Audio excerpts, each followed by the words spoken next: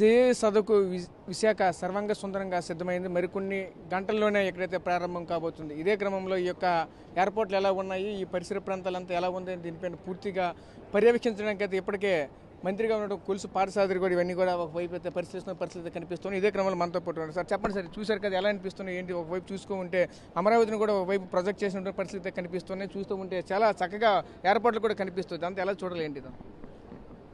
డెఫినెట్గా ప్రపంచం మొత్తం పెట్టుబడిదారులందరికీ కూడా ఆంధ్రప్రదేశ్ ఒక డెస్టినేషన్ పాయింట్గా మారింది. చంద్రబాబు నాయుడు గారి నాయకత్వం మీద ప్రపంచవ్యాప్తంగా వ్యాపార సంస్థలకు ఎప్పటి నుంచో నమ్మకం ఉంది.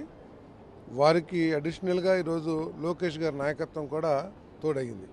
లోకేష్ గారు పనితీరు మీద యాజ్ ఐటీ మంత్రిగా, ఎడ్యుకేషన్ మంత్రిగా వారి పనితీరు మీద కూడా మరి పారిశ్రామిక వర్గాల్లో నమ్మకం పెరగటం మూలంగా ఈరోజు పెట్టుబడులు విపరీతంగా వస్తున్నాయి. అంతేకాకుండా పవన్ కళ్యాణ్ గారు, అక్కడ మోడీ గారి సహకారం కూడా ఈ రాష్ట్రంలో అంటే పటిష్టమైన నాయకత్వం ఇక్కడ ఉంది. ఇక్కడ పెట్టుబడులకి కావాల్సిన పరిశ్రమలు స్థాపించడానికి కావాల్సిన పాలసీస్ గవర్నమెంట్ ప్రో ఇండస్ట్రీగా అనేక పాలసీలు, దాదాపు 21 పాలసీలు ఈ 15-16 మాసాలు తీసుకురావడం మూలంగా మరి అందరూ కూడా ఆంధ్రప్రదేశ్ వైపు చూస్తూ ఉన్నారు. ప్రస్తుతం చూసుకుంటే ఇక్కడ ఈ రోజు ఎన్ని కంపెనీల వరకు రావచ్చు, పెట్టుబడులు ఎంత రావచ్చు, యువతకి ఎంత మేర మన ఉద్యోగాలు అందించగలం దీని ద్వారా? ఇప్పటికే 9 లక్షల కోట్లకు పైబడి పెట్టుబడులు వచ్చినాయి. ఆల్రెడీ పనులు కూడా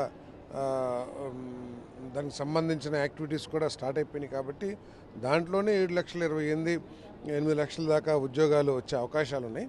మరి ఈ సిఐ పార్ట్నర్షిప్ సమ్మిట్ తర్వాత మరో 10-15 లక్షల కోట్లు వస్తాయని చెప్పేసి నేను వ్యక్తిగతంగా భావిస్తూ ఉన్నాను. మరి ఇప్పటికే ఈరోజే దాదాపు 40-50 ఎంఓయూలకి డిస్కషన్ జరుగుతూ ఉంది. మరి రేపు 2 రోజుల్లో కూడా ఇంకెక్కువగా అయ్యే అవకాశం ఉంది. కాబట్టి చాలా రాష్ట్రానికి మంచి భవిష్యత్తు, ఈ రాష్ట్రంలో యువకులకి మంచి భవిష్యత్తు మార్గం ఏర్పాటవుతుంది.